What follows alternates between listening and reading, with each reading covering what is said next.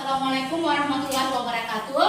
Waalaikumsalam warahmatullahi wabarakatuh. Yang kami hormati Bapak Kepala Sekolah, yang kami hormati Wakil Kepala Sekolah, serta rekan-rekan sekalian, rekan-rekan guru beserta staf yang sempat hadir pada pagi menjelang siang hari ini. Terima kasih atas waktunya.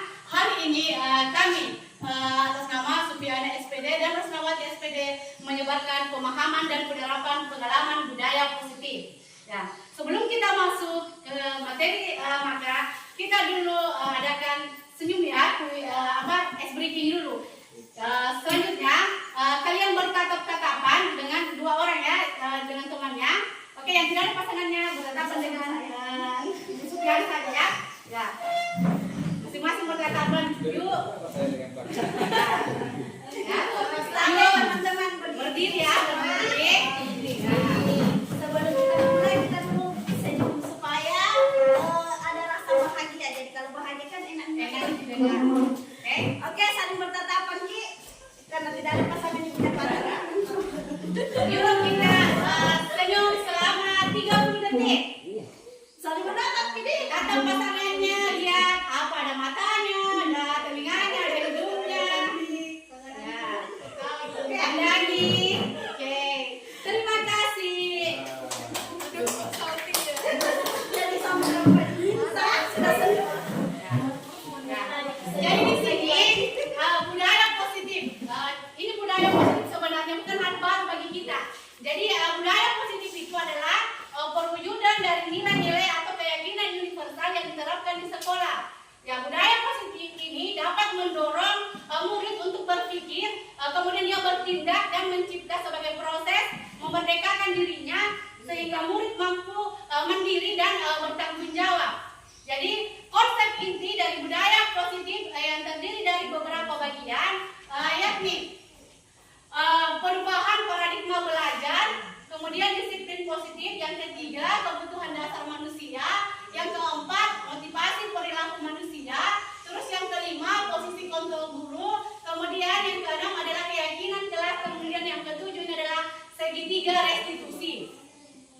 Kemudian tujuan diadakannya ini adalah untuk menumbuhkan budaya positif di sekolah dengan meyakini nilai-nilai kebajikan universal serta menciptakan murid yang merdeka yang mempunyai nilai disiplin kuat sesuai dengan profil pelajar Pancasila. Kemudian yang pertama, pembelajaran dengan paradigma baru.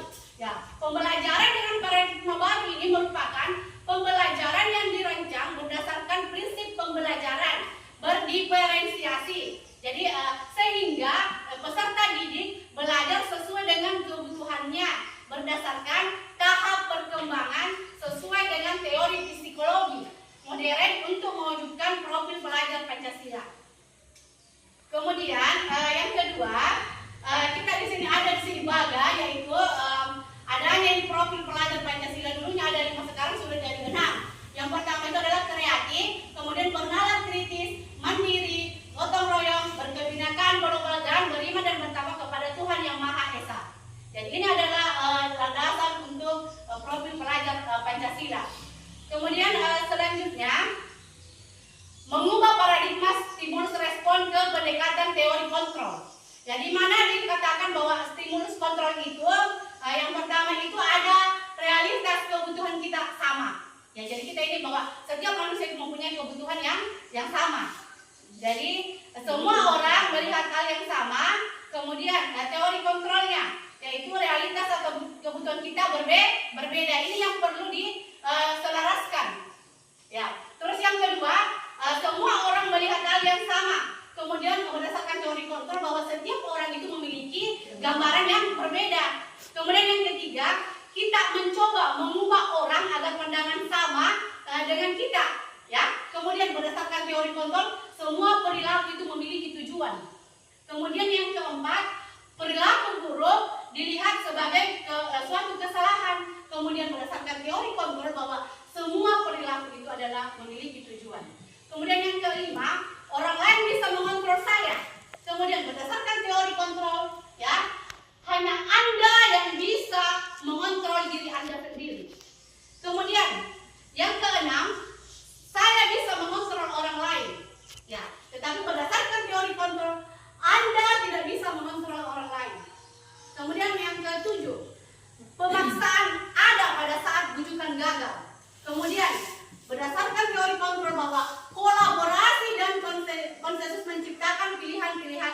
yang baru. Kemudian yang ke-8, modal berpikir menang, ya, atau kalah. Ya, berdasarkan teori kontrol bahwa modal berpikir menang. Nah, adanya menang. Kemudian selanjutnya ini disiplin positif. Ya, jadi disiplin itu berasal dari disiplane yang artinya belajar. Jadi disiplin ini mengacu pada disiplin diri yang memiliki tanggung jawab terhadap apa yang dilakukannya berdasarkan nilai-nilai yang diyakini. Kemudian disiplin positif itu juga merupakan suatu cara penerapan disiplin yang bertujuan menumbuhkan kesadaran serta memberdayakan peserta didik tanpa imbalan atau penghargaan atau ancaman atau hukuman. Misalnya kayak biasa kita selama ini mengajar, saya juga pernah mengajar. Kalau misalnya saya buat tulis, misalnya saya kasih gula-gula itu anak-anak, atau saya kasih tinggi nilainya, saya bebaskan dari nanti ulangan misalnya ulangan semester.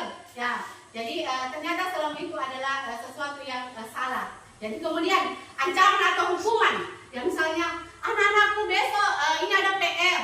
Kalau misalnya anak-anakku tidak kerja, saya akan jemur kalian atau saya akan cubit kalian. Jadi itu adalah pandangan-pandangan yang salah yang selama ini kita lakukan. Jadi paradigma inilah yang harus kita ubah untuk bagaimana siswa itu bisa mencapai tujuan pembelajarannya sesuai dengan profil pelajar Pancasila. Ya, jadi sebagaimana pendidik, tujuan kita adalah menciptakan peserta didik yang disiplin, ya, artinya disiplin diri, sehingga mereka berperilaku mengacu kepada nilai-nilai kebajikan universal dan memiliki motivasi intrinsik dan perubahan perilaku ke arah yang lebih baik, bukan karena kita paksa, ya. Ya, jadi kita bikin mereka itu menyadari bahwa mereka itu betul-betul ke sekolah, betul-betul waktu tepat datang ke sekolah, karena meyakini dalam dirinya bahwa ini adalah hal yang positif yang ada dalam diriku yang harus saya kembangkan, bukan karena dipaksa sama guru karena adanya hukuman atau ancaman. Ya. Kemudian selanjutnya nilai-nilai kebajikan. Jadi nilai-nilai kebajikan di sini adalah sifat-sifat positif manusia yang merupakan tujuan mulia yang ingin dicapai setiap individu. Nilai-nilai tersebut bersifat universal dan lintas bahasa, suku, agama maupun latar belakang. Jadi kita ini tidak boleh membedakan siswa di dalam kelas, siswa yang berkulit hitam, siswa berkulit putih, siswa yang berambut geribo, siswa yang agama ini dan agama itu, serta suku, ras, agama, serta orang kaya dan orang miskin. Dan kita itu di dalam kelas harus memandang bahwa semua itu siswa itu harus sama, ya, berdasarkan latar belakangnya. Jadi contoh nilai kebijakan institusi atau organisasi. Yang pertama itu profil pelajar Pancasila itu beriman, bertakwa kepada Tuhan yang Maha Esa, berkebinekaan global, bergotong royong, mandiri, berpikir kritis dan kreatif. Jadi ini adalah salah satu profil pelajar Pancasila yang harus kita alukan sekarang kepada anak-anak. Jadi ini Info Primary Yes Program atau yang dikenal dengan FIV. Jadi adanya toleransi yang rasa hormat, integritas, mandiri, menghargai, empati, kemudian kreativitas, dan lalu pula adalah kerjasama, percaya diri dan komitmen itu. Kemudian keterampilan hidup atau life skill-nya anak-anak, ya. Kemudian dapat dipercaya, lurus hati, pendengar yang aktif, kemudian tidak merendahkan orang lain, jadi memberikan yang terbaik pada diri. Jadi kalau misalnya kita yang mau berbuat baik, maka terlebih dahulu kita harus memperbaiki diri sendiri. Selanjutnya kebutuhan dasar manusia diserahkan kepada rekan saya yaitu Ibu Sufiani.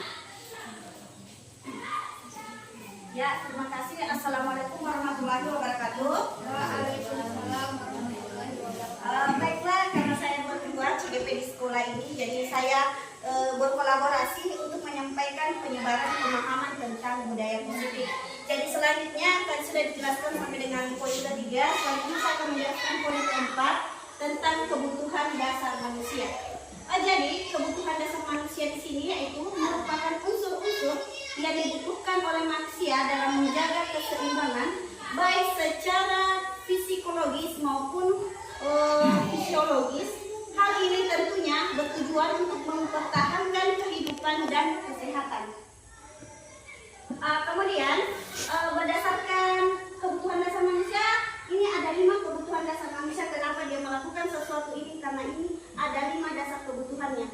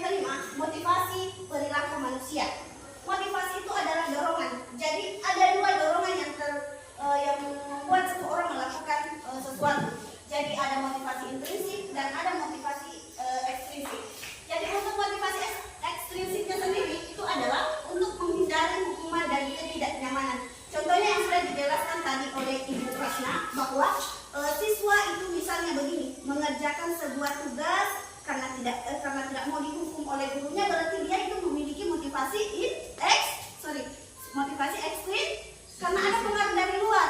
Jadi kemudian misalnya juga mau dapat nilai yang tinggi supaya nanti dikasih hadiah kah sama orang tua saya atau guru saya, berarti itu dia masih berada dalam motivasi ekstrim karena ada bantuan dari orang lain. Kemudian contoh yang ketiga, untuk menjadi orang yang merdeka, yang mereka inginkan dan menghargai diri sendiri dengan nilai-nilai yang mereka yakini. Jadi kalau ini yang dipegang oleh siswa kita, berarti dia motivasi dirinya itu adalah motivasi intrinsik. Contoh lebih kecilnya lagi, kita pada diri kita sendiri. Saya misalkan misalnya bapak ibu guru datang ke sekolah dengan tepat waktu, itu karena apa? Itu karena takut dimarahi kepala sekolah atau mau dikasih tahu uang, rajin tahu uang, ataukah itu ada memang dalam diri kita sendiri? Bertanggung jawab. Jadi kalau kita sudah sadar bahwa ini adalah tanggung jawab saya, berarti itu kita sudah memiliki namanya motivasi intrinsik. Oke, selanjutnya. Jadi kita harus membedakan bahwa inilah yang harus kita terapkan, bahwa kita harus membedakan mana hukuman, mana konsekuensi, dan mana restitusi. Jadi intinya dari sini itu adalah budaya positif. Jadi hukuman itu adalah tidak terencana dan tiba-tiba. Misalkan saya kasih contoh, ada siswa misalnya sebentar mengajar Niki, nah dia terlambat, langsung kita bilang, kenapa terlambat begini-begini? Itu kan termasuk hukuman kan, atau kau mencaci maki dia, kau harusnya langsung duduk di samping papan tulis, angkat kakinya satu, pegang telinganya, berarti itu termasuk hukuman karena langsung tiba-tiba diberikan kepada siswa. Dan ini bahaya sekali. Jadi inilah yang mau kita perlahan-lahan diminimalisir atau bisa dihilangkan, budaya hukuman ini. Kemudian murid tidak tahu apa yang akan terjadi dan dilibatkan, nanti itu tidak tahu. Dan hukuman ini juga bisa berimbas kepada siswa, dia itu bisa saja membenci gurunya atau bisa malu. Jadi ketika dihukum, itu banyak hal yang bisa ditimbulkan oleh hukuman ini. Kemudian bersifat 1A artinya bersifat 1A itu misalkan di siswa itu saja dia tidak tahu, misalnya merasa sudah merasa malu atau apa, artinya bersifat 1A. Tidak ada kesepakatan antara siswa dengan guru tersebut yang memberikan hukuman. Jadi hanya 1A, hanya guru yang mengambil kesimpulan yang memberikan hukuman. Kemudian berupa hukuman psikis maupun fisik. Dan bisa saja kan fisik biasa dicubit, itu artinya berupa fisik. Kalau psikis bisa saja dia merasa malu sama teman-temannya. Jadi seperti itu. Kemudian kita kedua adalah konsekuensi. Konsekuensi ini adalah terencana, disepakati sesuai dengan peraturan. Jadi ada sebuah memang peraturan yang dibuat bahwa datangnya jam sekian sudah harus ada di sekolah. Itu namanya sudah aturan. Konsekuensinya ya apa nanti konsekuensinya kalau dilanggar ini sebuah aturan. Jadi seperti itu. Ada sebuah yang tertulis misalnya.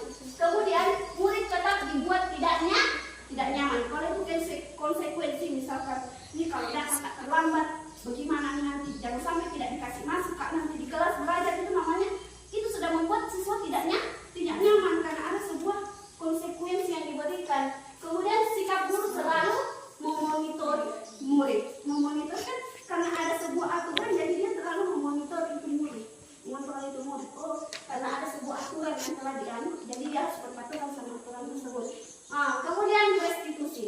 Nah inilah inti dari semua ini adalah restitusi. Restitusi itu adalah proses menciptakan kondisi bagi murid untuk memperbaiki kesalahannya. Kemudian yang kedua, proses kolaboratif yang mengajarkan murid untuk mencari solusi sendiri.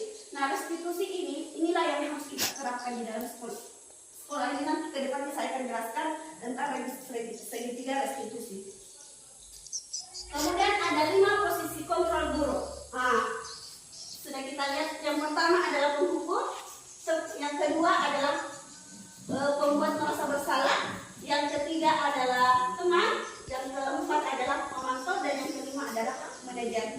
Sebelum saya jelaskan, coba ibu melihat di atas dan coba memikirkan saya berada di posisi manakah sekarang ini. Pasti ada yang merasa, saya sendiri sebelum saya sendiri itu pasti sudah merasa di sini bahwa saya itu sering memberikan sebuah hukum.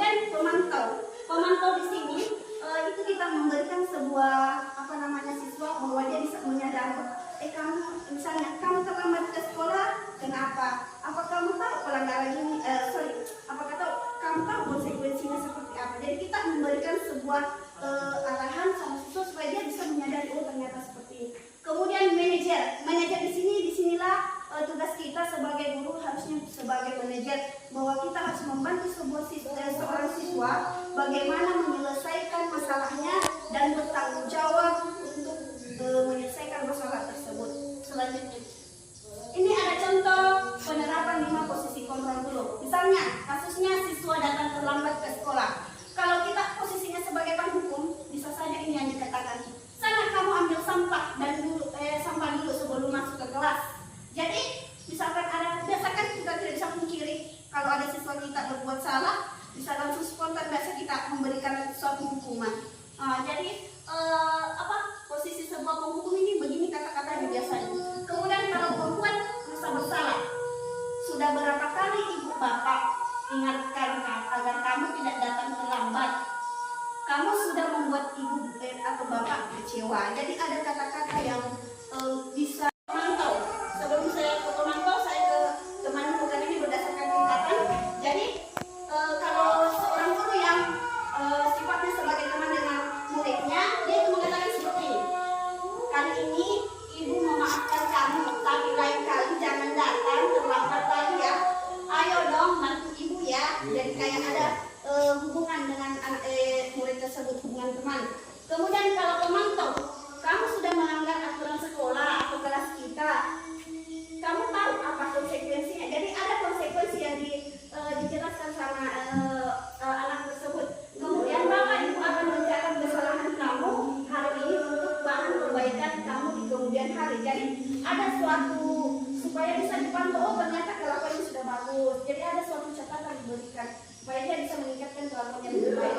Kemudian untuk posisi yang kelima adalah apakah tentang manajer kalimat yang diucapkan adalah apakah kamu tahu kesalahan sudah yang kamu lakukan? Bagaimana cara kamu memperbaiki kesalahan tersebut? Jadi posisi manajer ini adalah posisi yang harus kita terapkan sekarang ini. Karena di posisi manajer ini kita membuat seorang siswa bagaimana dia menyadari kesalahannya, kemudian bagaimana dia caranya memperbaiki kesalahannya, bertanggung jawab atas kesalahannya berdasarkan nilai-nilai yang dia yakini. Oke, sekarang kita masuk pada keyakinan kelas. Jadi keyakinan kelas di sini kita pakai bukan hanya peraturan kelas, karena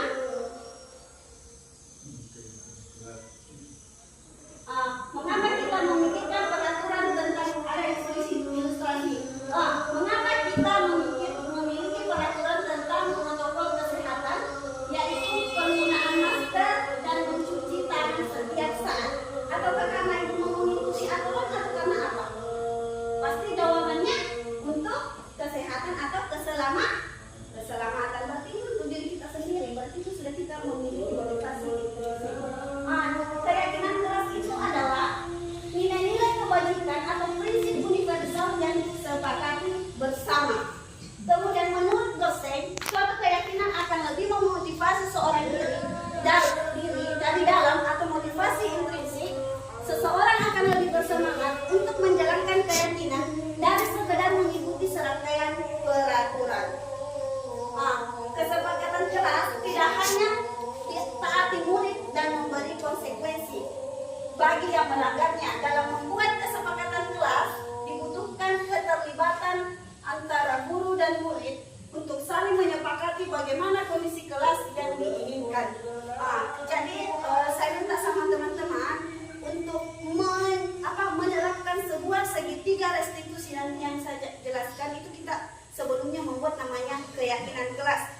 Bukan lagi namanya peraturan kelas, bukan lagi tata tertib kelas, tetapi dibuat sebuah keyakinan supaya mudah diikuti. Yang dimaksud dengan keyakinan itu adalah sebuah nilai-nilai yang harus kita yakini bahwa saya tidak boleh berbuat seperti karena ini tidak sesuai dengan, misalnya saya datang terlambat ke sekolah, berarti ini tidak perlu saya lakukan karena tidak sesuai dengan nilai yang saya yakini, yaitu disiplin. Jadi nanti ada contohnya. Kemudian untuk membuat sebuah keyakinan di kelas, itu yang harus pertama kita lakukan adalah keyakinan kelas bersifat abstrak daripada peraturan. Kemudian keyakinan kelas berupa pernyataan universal dan dibuat dalam bentuk positif. Keyakinan kelas tidak terlalu banyak sehingga mudah diingat dan dipahami. Kemudian keempat, semua warga kelas sebaiknya ikut berkolaborasi membuat keyakinan kelas lewat curang pendapat. dari waktu ke waktu. Nah, ini adalah contoh. Sebelum saya jelaskan ini contoh, bahwa keyakinan itu dibuat itu untuk kesepakatan. Ada kolaborasi antara guru dengan siswa, karena yang mau menjalankan itu adalah siswa dan semua warga sekolah. Jadi tidak boleh dibuat satu arah. Jadi ada kesepakatan di dalam membuat nilai keyakinan tersebut. Nah, nilai keyakinan dibuat tersebut itu berdasarkan apa yang terjadi di kelas kita. Misalnya, sementara kita menjelaskan, ada siswa kita yang mengganggu teman kita. Jadi apa sih yang bisa kita buat di situ? Bahwa kita harus saling menghargai. Jadi keyakinan kelas itu tidak mesti itu terus jadi patokan bahwa disiplin, bertanggung jawab. Misalnya kalau sudah bagus, berarti kita cari lagi. Oh, terjadi sesuatu lagi di dalam kelas. Oh, kita tempel lagi. Oh, ini yang harus diyakini lagi. Jadi sebuah keyakinan dibuat itu berdasarkan apa yang terjadi di lingkungan kita. Bukan berarti apa yang terjadi. Jadi bisa saja keyakinan di kelas kita, kemudian di kelasnya orang itu berbeda, karena keyakinan kelas itu dibuat berdasarkan apa yang terjadi di dalam lingkungan kita. Kalau sudah bagus, oh kita lihat lagi apa yang mau ditingkatkan. Jadi seperti itu. Ini adalah contoh membuat keyakinan kelas, dan keyakinan kelas ini sudah saya buat dari beberapa kelas gitu, dan nanti kita akan bekerja sama untuk menempel poster keyakinan kelas supaya siswa masing-masing meyakini bahwa ada nilai yang harus kita pegang untuk menjalankan sebuah peraturan. Kemudian yang pertama, dilarang mengganggu orang lain. Berarti kalau dilarang mengganggu orang lain itu nilai kebajikannya atau nilai yang kita yakini adalah saling menghargai. Kemudian yang kedua, selalu kembalikan buku pada tempatnya. Berarti bertanggung jawab. Hadir tepat waktu 15 menit sebelum pembelajaran dimulai. Berarti disiplin. Oke, disiplin. Kemudian berdoa sebelum dan sesudah pelajaran. Itu adalah komitmen, karena yang itu harus kita lakukan secara terus-menerus. Berarti itu adalah komitmen. Kemudian tidak berbohong dan menyontek. Apa itu? Jujur. Iya, betul sekali. Jadi nilai keyakinan itu adalah nilai-nilai yang mudah kita pahami, kita ingat. Jadi harus dibuat secara rinci. Kemudian tidak membuang sampah sembarangan. Bisa saja nilainya adalah peduli lingkungan. Jadi itulah adalah jadi ini contoh saya pada saat membuat keyakinan kelas. Jadi saya berdiskusi bersama siswa kelas 7 untuk membuat sebuah keyakinan kelas dan disepakati dan sebuah penandatanganan. Jadi intinya kalau dia dilanggar, ada saya oh ini tanda tangan sudah setuju sepakati ini nilai keyakinan kita. Jadi setiap siswa berbuat, ternyata melanggar nilai ini. Jadi kalau ada dia langgar siswa, kamu melanggar nilai apa? Misalnya mencontek temannya, mencontek pekerjaan temannya, berarti nilai apa yang dia langgar? Jadi seperti itu. Jadi setiap ada kejadian kita harus kembalikan kepada nilai keyakinan yang sudah diyakini oleh siswa kita. Oke, selanjutnya studi 3 restitusi ini akan dijelaskan oleh Ibu Rasna. Oke, selanjutnya saya akan memaparkan mengenai studi 3 restitusi. Jadi di sini adalah studi 3 restitusi adalah suatu proses dialog yang dilakukan guru terhadap siswa agar dapat menghasilkan siswa yang mandiri dan bertanggung jawab. Di mana studi 3 restitusi ini simbolnya seperti ini. Di dalam itu adalah yang pertama itu adalah validasi tindakan yang salah, kemudian menanyakan keyakinan kelas, yang kedua yang menstabilkan identitas. Ya. Kemudian selanjutnya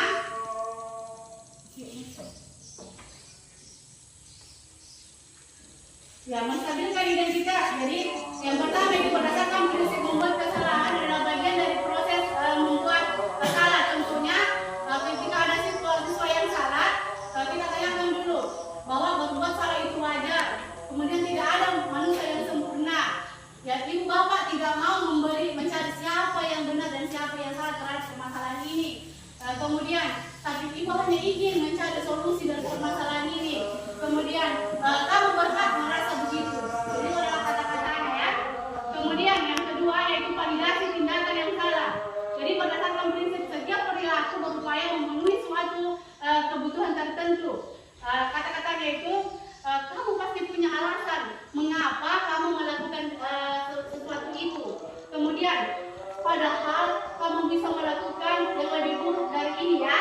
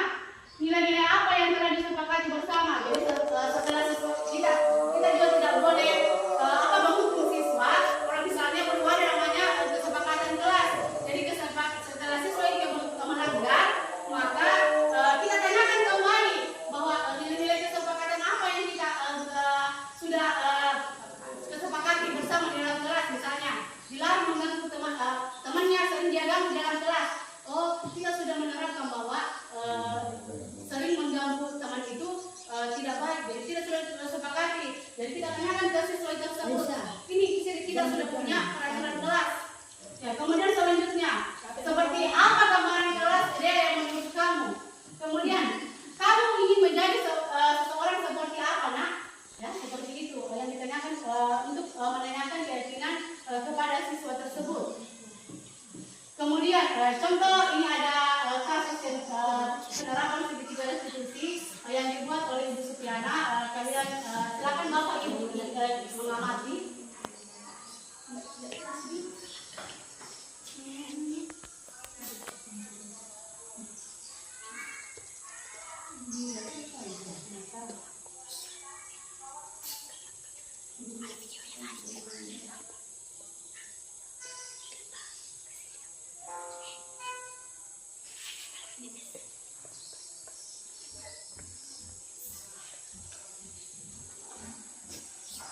Ya, sekalian Bapak Ibu bisa melihat contoh penerapan segitiga restitusi.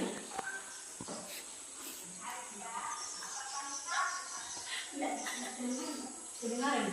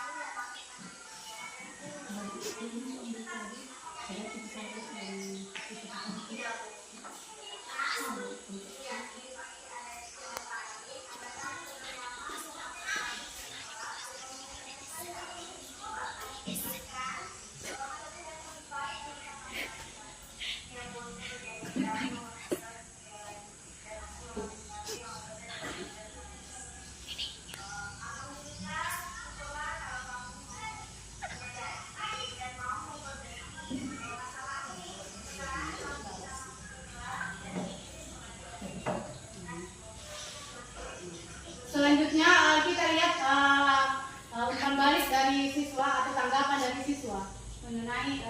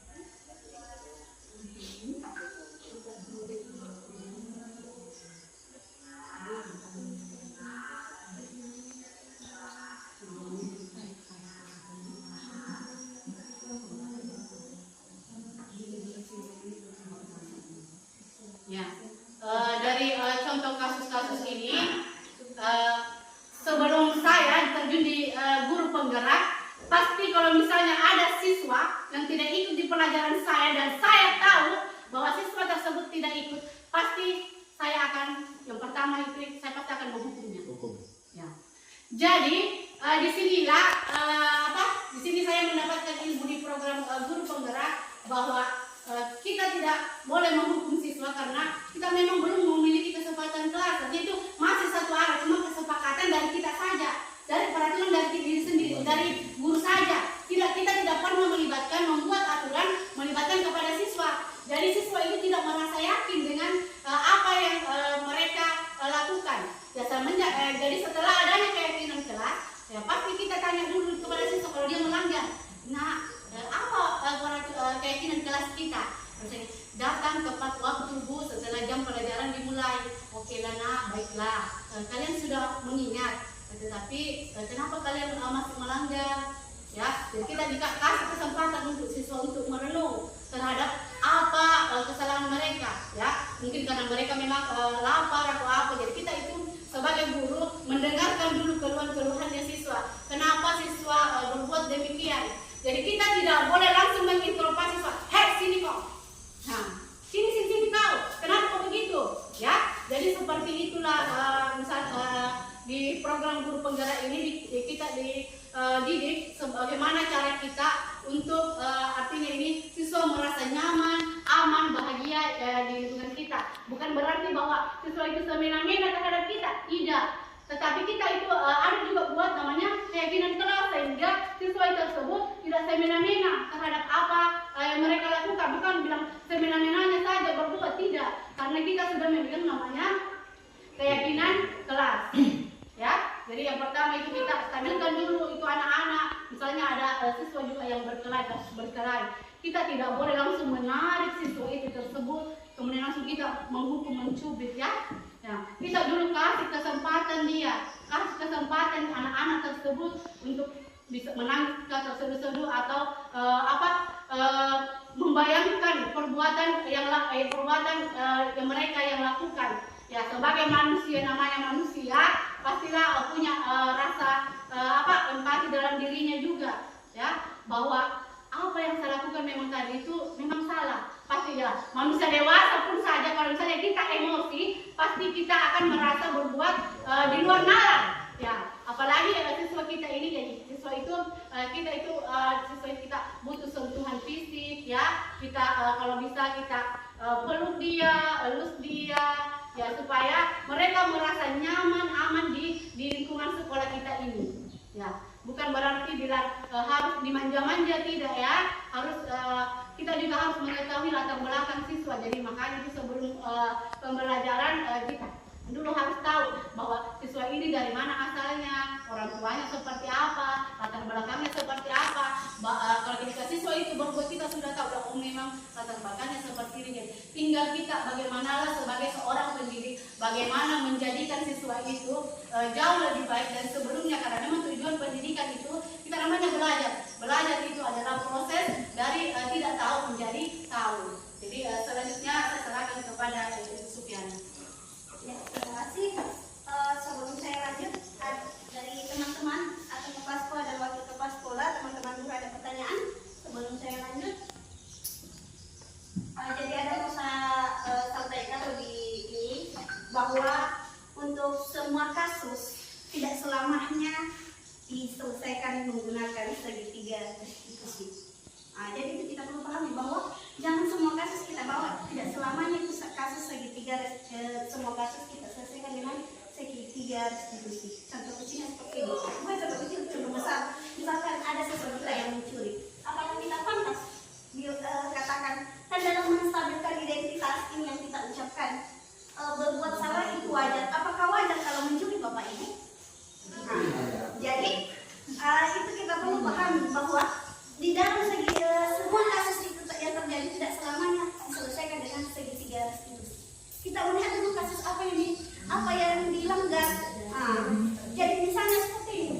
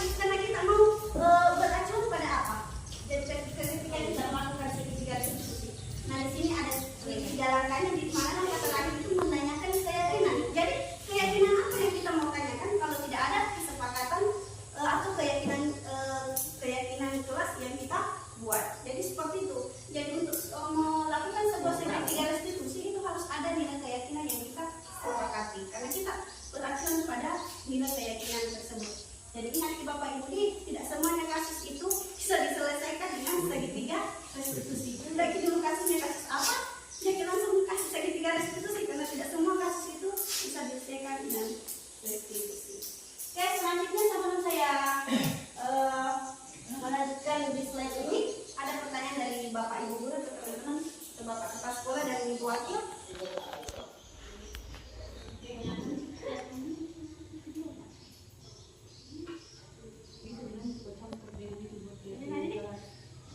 Oke, saya rasa itu sudah cukup dari penyampaian dari kami berdua.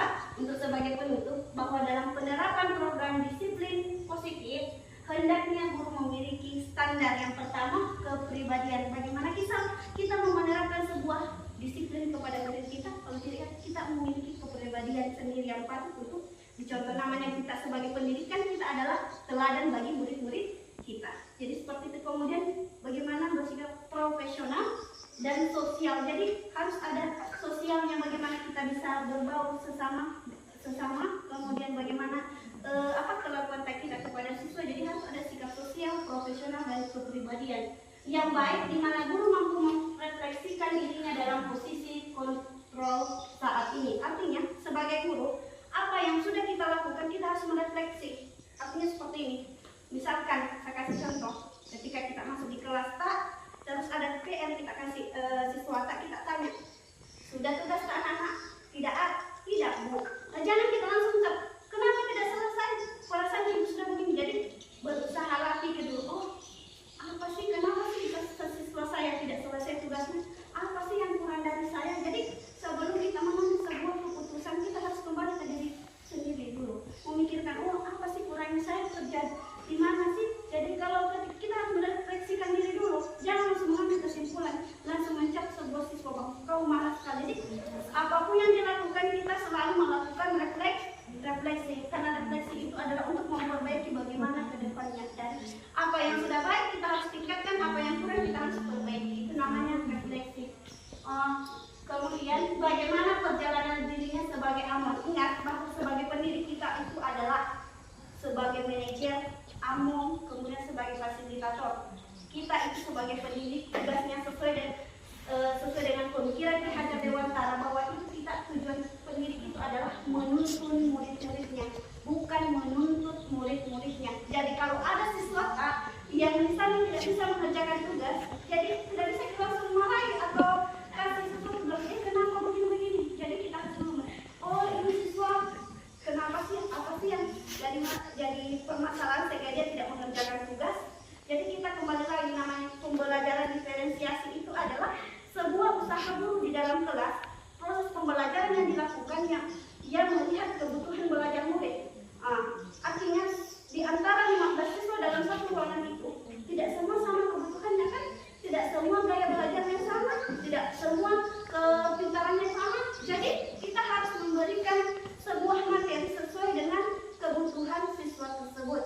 Jadi itulah tujuan kita mendidik, adalah menuntun murid itu sesuai dengan kodrat alam dan kodrat zamannya. Kodrat alam artinya sesuai dengan perkembangan zaman. Kodrat alam bagaimana lingkungan sekitarnya, jangan kita samakan membimbing atau mendidik anak kita di sini dengan kehidupan yang ada di kota, karena itu tidak sesuai dengan lingkungan. Jadi itulah yang harus kita pegang sesuai dengan filosofi Ki Hajar Dewantara, bahwa tugas kita mendidik adalah menuntun murid sesuai kodrat alam dan kodrat zaman, bukan menuntut murid. Jadi seperti itu. Kemudian untuk budaya positif ini, bagaimana kita agar sebuah siswa itu menjadi manusia yang mandiri, merdeka, dan bertanggung jawab. Artinya merdeka, Bapak Ibu, di sini adalah mampu berdiri sendiri, bukan merdeka berarti bebas. Merdeka artinya adalah dia bisa menjadi manusia yang berdiri sendiri, manusia bahagia. Jadi seperti itu. Jadi tujuan dari disiplin positif adalah ini, menciptakan insan yang mandiri, merdeka, dan bertanggung jawab. Jadi seperti itu. Oke, cukup sekian dari kami berdua. Kurang dan lebihnya mohon dimaafkan. Wabillahi taufiq wal hidayah. Wassalamualaikum warahmatullahi wabarakatuh. Waalaikumsalam warahmatullahi wabarakatuh. Assalamualaikum warahmatullahi wabarakatuh. Waalaikumsalam warahmatullahi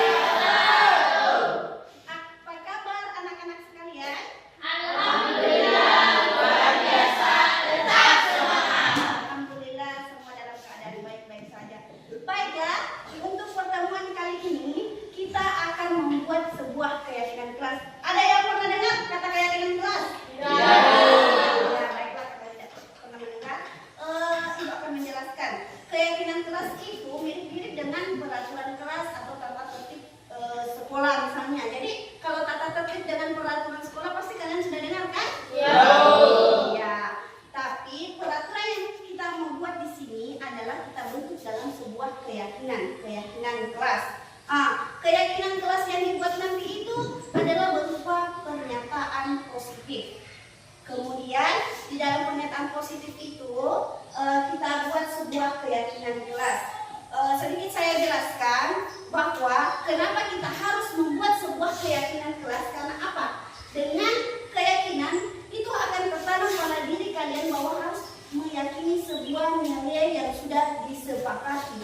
Karena dengan meyakini nilai-nilai tersebut berarti tertanam dalam diri kalian bahwa harus bertanggung jawab terhadap nilai-nilai keyakinan yang sudah disepakati.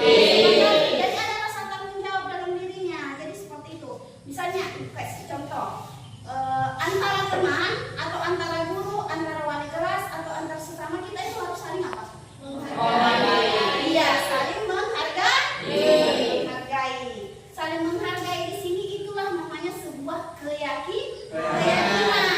Jadi contoh lain misalnya, ketika kalian melaksanakan ujian, kalau melaksanakan ujian itu kita apa? Tidak boleh apa? Tidak boleh menyontek, atau tidak boleh berbohong, atau harus jujur. Tetapi kata tidak boleh menyontek di sini kita tidak boleh gunakan dalam sebuah keyakinan kelas karena dia merupakan pernyataan negatif. Saya kasih contoh, pernyataan negatif itu misalnya seperti tidak boleh, dilarang, apalagi jangan. Jadi seperti itu. Nah, kalimat-kalimat ini harus diubah menjadi sebuah kalimat positif. Betul sekali. Misalnya saya kasih contoh lain lagi. Misalnya kalau kita mau menjaga kebersihan kelas, apa yang harus kita lakukan? Buanglah sampah pada tempatnya. Iya, buanglah sampah pada tempatnya. Selain itu apa lagi kita harus? Iya, betul sekali, menjaga kebersihan. Jadi seperti itu nilai-nilai keyakinan kelas, bahwa nilai-nilai keyakinan kelas itu dibentuk atas dasar kesepakatan. Jadi kita harus sepakat bahwa di dalam kelas itu antara teman, antara guru kita harus saling menghargai. Kemudian untuk melihat lingkungan kita tetap bersih, berarti kita harus menjaga kebersihan. Jadi itu adalah sebuah nilai-nilai keyakinan yang harus disepakati, kemudian diyakini dan harus bertanggung jawab terhadap nilai-nilai keyakinan tersebut. Oke. Sampai di sini ada yang mau ditanyakan atau sudah paham? Sudah paham. Oke, terima kasih karena sudah paham. Sekarang kita akan membuat sebuah keyakinan kelas dan kita harus sepakat. Baiklah, Ibu akan membagikan sebuah kertas sebentar dulu. Ini ada kertas sticky note namanya. Kalian menuliskan setidaknya satu saja yang menurut kalian sebuah keyakinan. Misalnya kayak tadi menjaga kebersihan, kemudian jujur, kemudian juga bisa kata disiplin. Kan harus datang tepat waktu, kan? Jadi itu contoh-contohnya. Jadi kalian membuat sebuah kalimat di sini dalam bentuk kalimat positif, kemudian tempelkan di atas. Oke? Karena kita akan membuat satu saja keyakinan kelas. Oke, sekarang Ibu bagikan dan kalian masing-masing menulis.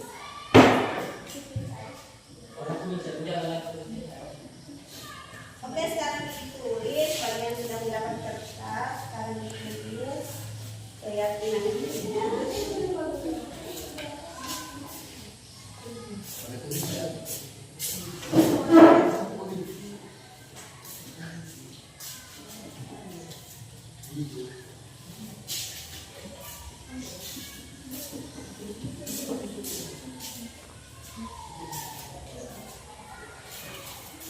Oke? Kalian sudah mendapat kertas semuanya? Sekarang dituliskan satu saja kalimat positif tentang keyakinan kelas. Baru tempelkan. Sudah? Sudah, Ibu? Ya, kalau sudah silakan ditempelkan.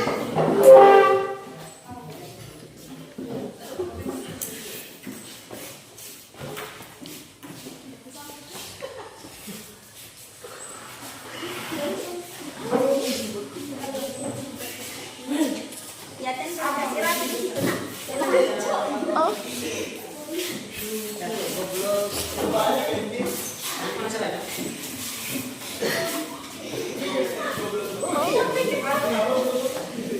Siapa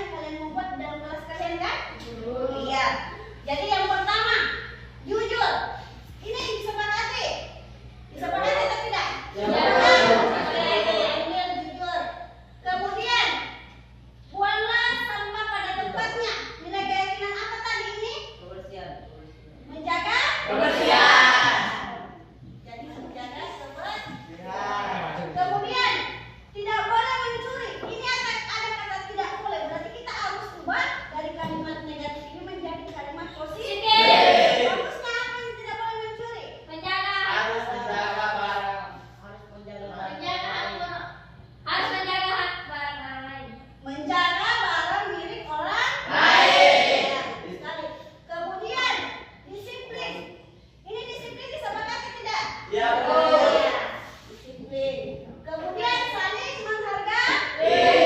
Ya. Membuang sampah pada tempatnya sama tadi ini. Berarti itu adalah menjaga kebersihan. Oke. Kemudian menjaga kebersihan sama juga tadi itu adalah ini. Jadi cabut yang sama itu dicabut, nanti mau disepakati semua. Kemudian tidak boleh bohong terhadap teman. Apa ini? Negatif. Jujur. Oke, jadi sama tadi ini mana? Jujur. Oke. Kemudian kita harus membersihkan kelas. Ini sama dengan yang mana tadi ini? Menjaga kebersihan. Bagus sekali dicabut kalau sudah ada menjaga kebersihan. Kemudian jagalah kebersihan sekolah. Berarti sama dengan menjaga kebersihan. Oke, karena sama ini cabut. Kemudian jujur. Sudah ada tidak? Oke. Kemudian disiplin. Sudah ada tidak? Ada. Kemudian saling menghargai teman. Sudah ada tidak? Ini tadi saling menghargai itu dengan saling menghargai teman sama. Buanglah sampah pada tempatnya. Ini sama dengan menjaga kebersihan. Oke. Kalian sudah memahami yang mana dimaksud dengan keyakinan kelas. Jadi berdasarkan kalimat-kalimat yang kalian tadi tulis, di sini ada 5 nilai-nilai keyakinan yang mau kita sepakati. Yang berdasarkan kalimat yang kalian tulis tadi.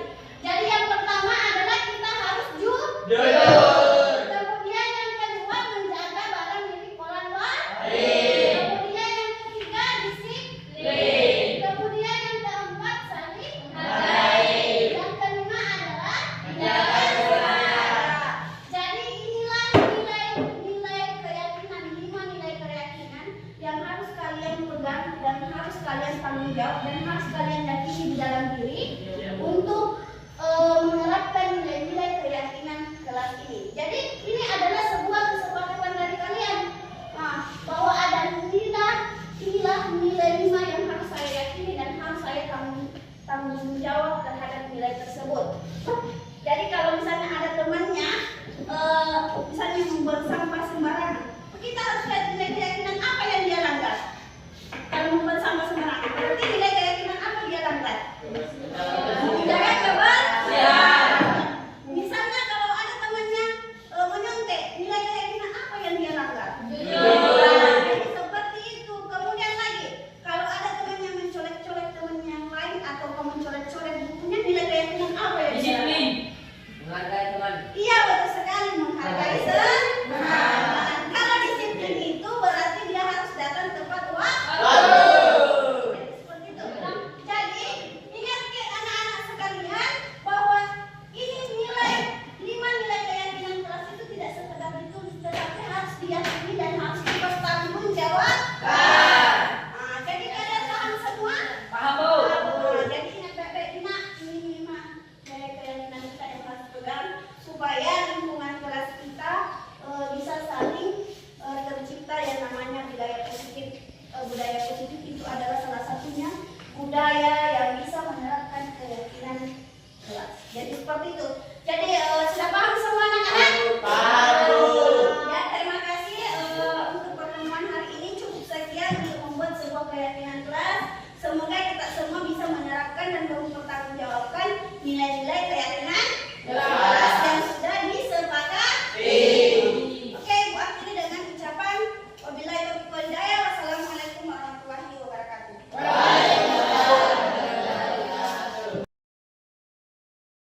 Assalamualaikum warahmatullahi wabarakatuh. Saya Rizna Manita Sari dari kelas 9.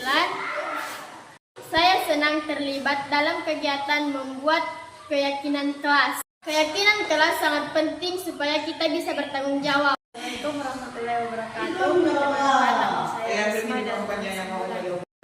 Saya senang dengan keyakinan kelas ini. Keyakinan kelas sangat penting supaya kita bisa disiplin.